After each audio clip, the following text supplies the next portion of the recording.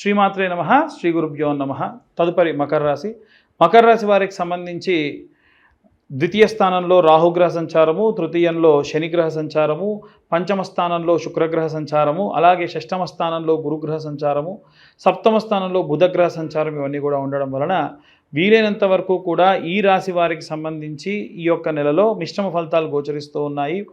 సాధారణంగా ఏంటంటే ద్వితీయ స్థానంలో రాహుగ్రహ సంచారం ఉండడం వలన మీకు ఏదైనా సరే ఆస్తికి సంబంధించినటువంటి వ్యవహారాల్లో కానీ, లేదా ఒకవేళ మీ లగ్నత అంటే మీకున్నటువంటి మకరంలో కనుక ఈ యొక్క రాహుగ్రహ సంచారం ఉంటే మీరు శారీరకమైనటువంటి ఆనందకరమైనటువంటి వాటిలో ఎక్కువ లోలలాడము, అంటే పార్టీస్కి కానీ ఏదైనా సరే ఒక ఫంక్షన్కి కానీ వెళ్ళడము, అలాగే మధుర పదార్థాలు లాంటివి అధికంగా సేవించడము, బాగా పార్టీ మూడ్లో ఉండడం లాంటివి జరిగే అవకాశం ఉంటుంది. అలాగే ద్వితీయ స్థానంలో శనిగ్రహ సంచారం ఉండడం వలన ఆస్తి, ఎసెట్స్ ఇట్లాంటి వాటికి సంబంధించి కాస్త జాగ్రత్తగా ఉండడం మంచిది. ఆస్తికి సంబంధించిన విషయాల్లో ఎవరైనా సరే ఒక కొత్త వ్యక్తి వచ్చి తను జోక్యం చేసుకొని చెప్పడము, దానివల్ల మీకు ఏమైనా ఇబ్బందులు కలగడం లాంటివి జరిగే అవకాశం ఉంటుంది.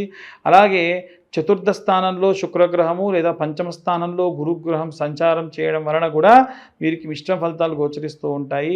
ముఖ్యంగా ఈ నెలలో ఈ రాశి వారికి సంబంధించి జరిగేటువంటి పరిణామాలన్నీ కూడా అస్సలు ఊహించినటువంటి పరిణామాలు ఉంటాయి. మొత్తంగా అయితే ప్రథమార్థం, ద్వితీయార్థం, ఆఖరికి వచ్చేసరికి మీరు ఒక కంక్లూజన్కి వస్తారు, ఎటు తిరిగి నాకు లాభమే జరుగుతుంది. అంటే అప్పటి వరకు ఎలాంటి పరిస్థితుల్లో లేనటువంటి వారికి పరిస్థితులు మారడం, ఉద్యోగాలు రావడం, ఉద్యోగానికి సంబంధించినటువంటి పరిస్థితులన్నీ కూడా అనుకూలంగా ఉండడం, ఏదైనా వ్యాపారం ప్రారంభించి వ్యాపారం అనుకూలంగా ఉండడం, ఏదైనా దూర ప్రయాణాలు చేయడం, ఎవరైనా సరే మీకు ఎప్పటి నుంచో మీరు ఎవరి నుంచి అయితే సహాయం కావాలనుకుంటున్నారో వారు సహాయం చేయడం, ఎవరినైతే కలవాలనుకుంటున్నారో వారందరినీ కలవడం, ఇవన్నీ కూడా జరిగేటువంటి అవకాశం ఉంది.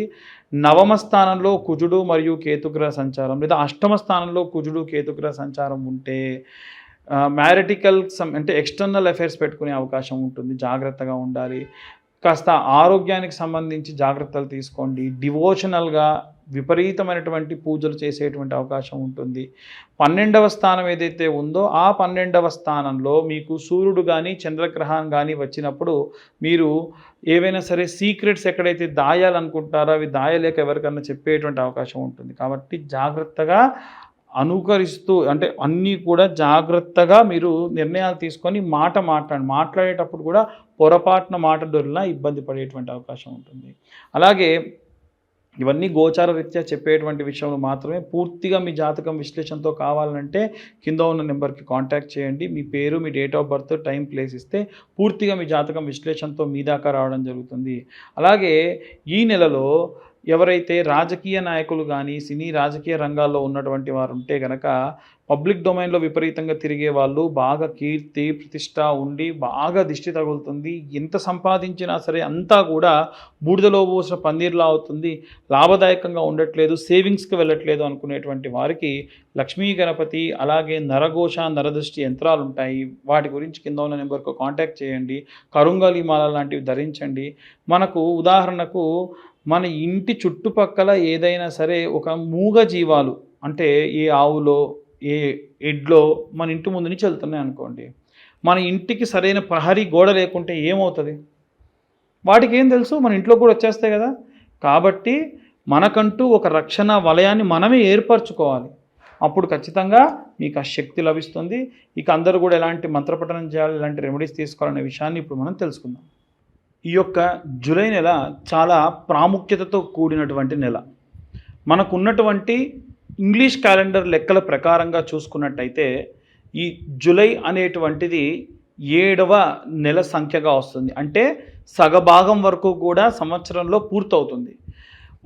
ఒక విషయం ముఖ్యంగా చెప్పాలి అనంటే ఈ సంవత్సరానికి శాపం తగిలిందా అనేట్టుగా ఉంటుంది. ఎందుకంటే మన ఈ 2025వ క్యాలెండర్లో ఉన్నటువంటి డేట్స్, వీకెండ్స్ ఎలా ఉంటాయో 1941వ సంవత్సరానికి సంబంధించినటువంటి క్యాలెండర్ ఇయర్ అంతా కూడా యాజ్ ఇట్ ఈజ్ అలాగే ఉంటుంది.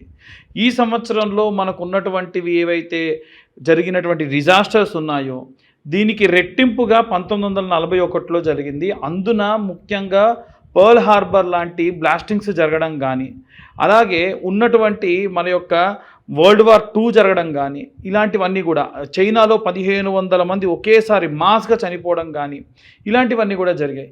మనం ఈ సంవత్సరం చూసుకుంటే కాలిఫోర్నియాలో జరిగినటువంటి ఆ యొక్క అడవి అంతా కూడా తగలబడి ఎన్నో జీవులు చనిపోవడము, అక్కడి నుంచి మొదలై ముఖ్యంగా మన భారతదేశంలో పెహల్గాం దాడి కానివ్వండి, రైల్వే యాక్సిడెంట్ కానివ్వండి, మొన్న రీసెంట్గా జరిగినటువంటి ఎయిర్ ఇండియా క్రాష్ కానివ్వండి, చాలా వరకు మాస్ సంఖ్యలో జనాలు చనిపోతూ ఉన్నారు. ఇదంతా కూడా గ్రహస్థితికి సంబంధించినటువంటి విషయం. కేవలం మనకు 6 నెలలు మాత్రమే పూర్తయింది, ఇంకా 6 నెలలు జరగబోతూ ఉంది. మన తెలుగు లెక్కల ప్రకారంగా అయితే ఇంకా మనకు 8 నుంచి 9 నెలల పాటు మన యొక్క తెలుగు క్యాలెండర్ అనేటువంటిది ఉంది. కాబట్టి జనాలందరూ కూడా చాలా జాగ్రత్తగా ఉండాలి. ముఖ్యంగా ఈ సంవత్సరంలో చూసుకున్నట్టయితే మనకు గతంలో గడిచినటువంటి రోజుల్లో షష్టగ్రహ కూటమి కానీ, పంచగ్రహ కూటమి కానీ, అలాగే శని తిరోగమనం కానీ ఇవన్నీ కూడా మనం దాటుకుని వచ్చాం. అలా దాటుతూ ఇప్పుడు ప్రత్యేకంగా ఏంటంటే పలానా రాశి వారిని టార్గెట్ చేయడం అనేటువంటిది జరుగుతూ ఉంది. ఉదాహరణకు శని మీనంలో ఉన్నాడు, ఏలినాటి శని ప్రభావం మీనరాశి వారికి అది యుక్త వయసులో ఉన్న వాళ్ళకైతే మొదటి దశ, లేదా కాస్త 3 పదులు దాటిన వారికైతే 2వ దశగా ఉంటుంది. కాబట్టి శారీరకమైనటువంటి బాధలు కానీ, యాక్సిడెంట్స్ కానీ, లేకుంటే ఆపరేషన్స్ కానీ జరిగే అవకాశం ఉంటుంది. అలాగే ఉన్నటువంటి అన్ని రాశుల్లో శని 4వ స్థానంలో మిథున రాశిని చూస్తూ ఉంది, అంటే వారికి అర్ధాష్టమ శని. 8వ స్థానంలో తులారాశిని చూస్తుంది, అంటే వారికి అష్టమ శని. అందున ప్రత్యేకంగా సింహరాశి వారికి వచ్చేసి ఈ యొక్క కుజుడు మరియు కేతువు కలిసి ఉన్నారు. ఒక్కసారి మీరు ఎవ్వరైనా సరే జూలై నెలలో ఉన్నటువంటి రోజు ప్రారంభం ఎలా అవుతుంది అనేది ఓపెన్ చేస్తే రాహువు కేతువుకి ఇటుపక్క అంతా ఎవరు ఉండరు, మిగిలిన అన్ని గ్రహాలు అటుపక్క ఉంటాయి. ఇది సాధారణంగా ఒక మనిషి ఎవరన్నా పిల్లవాడు పుడితే అది కాలసర్పదోషము అని అంటారు. అంటే కాలసర్పదోషం అంటే ఏది అంత సులువుగా జరగదు, ఏది అంత ప్రశాంతంగా జరగదు, అన్ని ఇబ్బందులతో ఉంటారు, మన దాకా వచ్చి పనులన్నీ కూడా వెళ్ళిపోవడం జరుగుతుంది, ఇలాంటివన్నీ కూడా జరుగుతూ ఉంటాయి. కాబట్టి జూలై నెలలో అందరూ కూడా చాలా జాగ్రత్తగా ఉండండి. ముఖ్యంగా ఇంట్లో ఉన్న గృహిణులు దయచేసి మీకున్నటువంటి ఆచారాలు పద్ధతులు పాటించండి. ఎట్టి పరిస్థితుల్లో ప్రతి శుక్రవారము ఆదివారము అమ్మవారికి సంబంధించి కుంకుమార్చన చేయండి. ఎన్నో మార్లు నేను ఇంతకు ముందు కూడా ఈ విషయం చెప్పాను. చిన్న పసుపు ముద్దను తయారు చేసుకొని శుక్రవారం నాడు కుబేర కుంకుమతోని కుంకుమార్చన చేయండి. పచ్చకర్పూరము కుంకుమ కలిపిన కుంకుమతో కుంకుమార్చన చేయండి. వారమంతా కూడా ఆ కుంకుమని ఇంట్లో ఉన్న వాళ్ళకు పెట్టి పంపించండి. తులసి కోటలో పూజ చేసినప్పుడు ఆ తులసమ్మ దగ్గర ఉన్న మట్టి కొంచెం తీసి బాగా వస్త్రకాగితం అంటారు మెత్తగా చేసి అది కుంకుమలో కలుపుకోండి, పచ్చకర్పూరం కలుపుకోండి, దానివల్ల పురుగు పట్టదు. అలా ఎందుకు అనంటే అపమృత్యు భయాన్ని తీసేస్తుంది తులసి యొక్క మట్టి.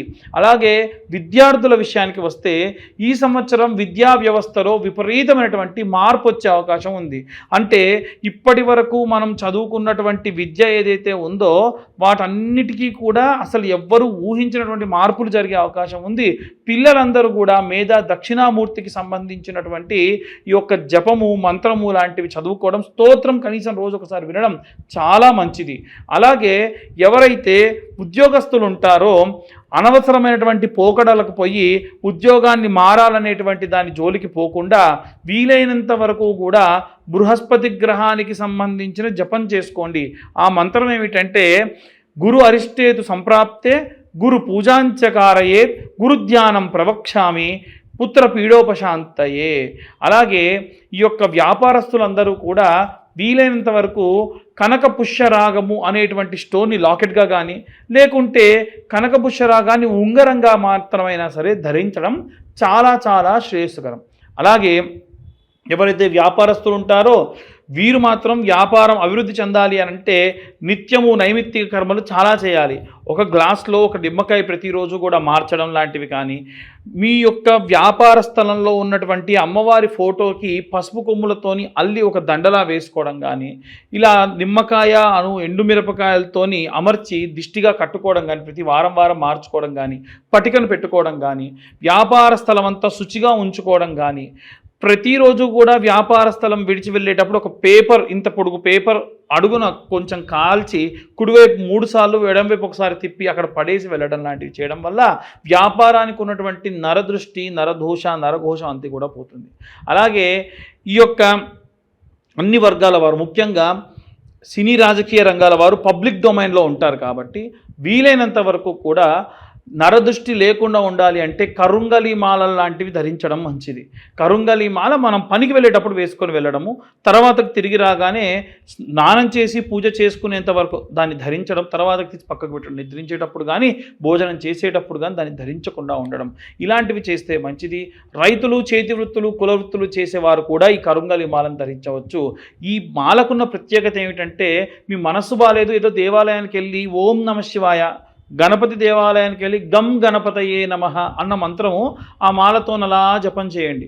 ఈ మాల జపం చేసేటప్పుడు ఏదైనా వస్త్రం చేతి కప్పుకొని చేయండి.